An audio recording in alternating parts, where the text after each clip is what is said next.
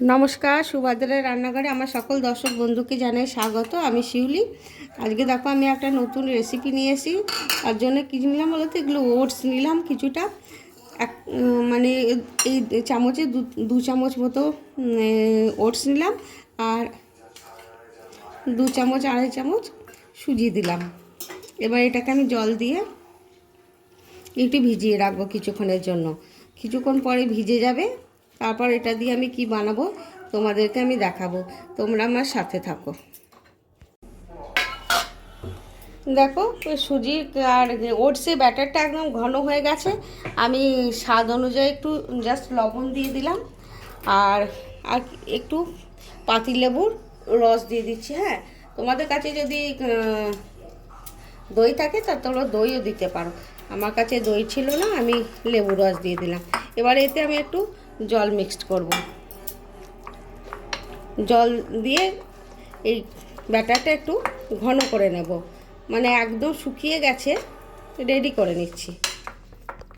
আমি ব্যাটারটার মধ্যে একটু ইনো দিয়ে দিচ্ছি। হ্যাঁ, তোমরা চাইলে খাবার সোডাও দিতে পারো। আমার কাছে ইনো ছিল, আমি একটু ইনো দিয়ে দিলাম, দিয়ে একটুখানি জাস্ট একটু মিক্সড করে নিলাম। ব্যাস, আমার ব্যাটারটা রেডি হয়ে গেছে। গ্যাসের মধ্যে আমি একটা ফ্রাই প্যান বসিয়ে দিয়েছি, তাতে অল্প একটু রিফাইন্ড অয়েল দিয়েছি। আর এখানে আমার পনিরের টুকরোগুলোকে দেখো আমি একটু লবণ আর একটু কাশ্মীরি রেড চিলি পাউডার দিয়ে মাখিয়ে নিয়েছি। এটাকে জাস্ট আমি একটু সতে করে নেব। পনিরগুলো আমার ভাজা হয়ে গেছে, আমি পনিরগুলোকে এবার উঠিয়ে নিচ্ছি। হ্যাঁ, আমি লাল লাল করে একটু পনিরগুলো ভেজে নিয়েছি। পনিরগুলো তুলে নিয়ে ওই প্যানের মধ্যেই আমি আমার এই ব্যাটারটা দিয়ে দিলাম। আমি তোমাদের কি বানিয়ে দেখাবো সেটা এখনো পর্যন্ত আমার বলা হয়নি। আমি তোমাদের আর কি পিৎজা বানিয়ে দেখাবো, একদম হোমমেড পিৎজা।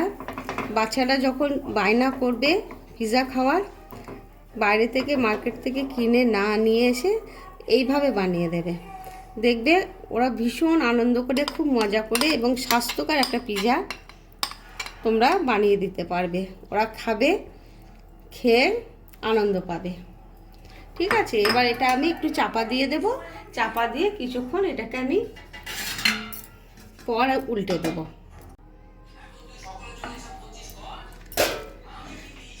দেখো এবার আমি উল্টে দিচ্ছি। হ্যাঁ, বাহ বাহ, ভারী সুন্দর হয়েছে এই পিঠটা। দেখো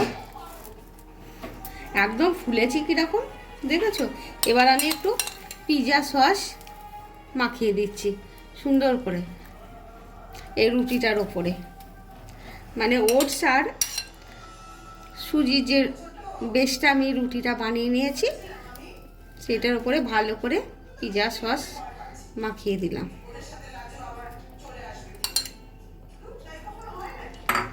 হয়ে গেছে। এবার আমি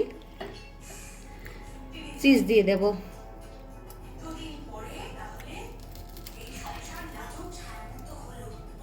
আর ফ্লেমটা কিন্তু আমি একদম লোতে দিয়েছি। হ্যাঁ, জানো তো, একদম লো ফ্লেমে দিয়েছি, একদম লো করে রেখে দিয়েছি।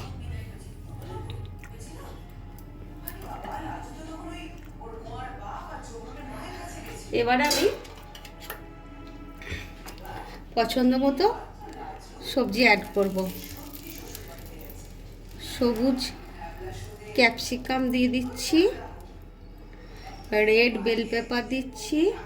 তোমরা তোমাদের পছন্দ মতো সবজি দেবে। আমি আরও একটু চিজ দেব, এগুলো আগে দিয়ে দিই। তারপর পেঁয়াজ দিয়ে দিচ্ছি, লাল বেল পেপার,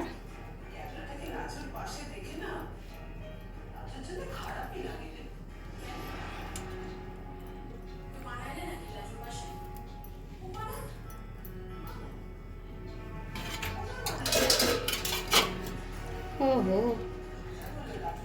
আমি এবার দিচ্ছি পনির, যে পনিরগুলো ভেজে রেখেছিলাম ওই পনিরগুলো দিয়ে দিচ্ছি। তোমরা চাইলে এর সাথে কর্ন দিতে পারো। আমি ভেজ করছি যেহেতু, সেহেতু তোমার এবারে আমি আরেকটু চিজ দেবো। আমি ওপর থেকে একটু মিউনিস দিয়ে দিচ্ছি।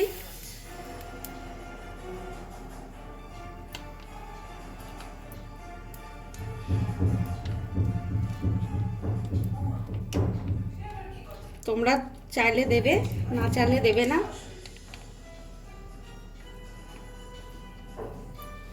আর দিচ্ছি না, আর একটু চিজ দেব। আমি ওপর থেকে আবার একটু চিজ দিয়ে দিচ্ছি।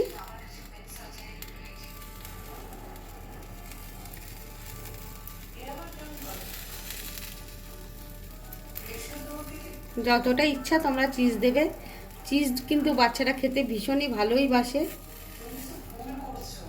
এবারে আমি উপর থেকে একটু অরিগানো ছড়িয়ে দেব, আর একটু চিলি ফ্লেক্স দিয়ে দেব। এবারে আমি একটু চাপা দিয়ে রাখবো। তারপরে দেখো এটা আমার একদম রেডি। আমি 5 মিনিট এটাকে চাপা দিয়ে রেখেছিলাম। এবারে আমি গ্যাসটা অফ করে দিচ্ছি। এবারে আমি কিছুক্ষণ রেখে দিয়ে তোমাদের সার্ভ করে দেখাবো। দেখো ভারী চমৎকার হয়েছে কিন্তু, ঠিক আছে। দেখো আমি একদম সার্ভ করে নিয়েছি। এবারে আমি এটাকে কেটে তোমাদের দেখাচ্ছি।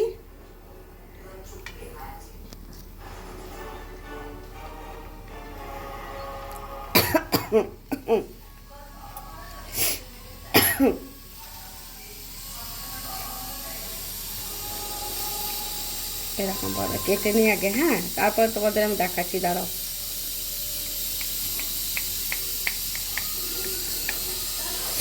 আবার তুলছি।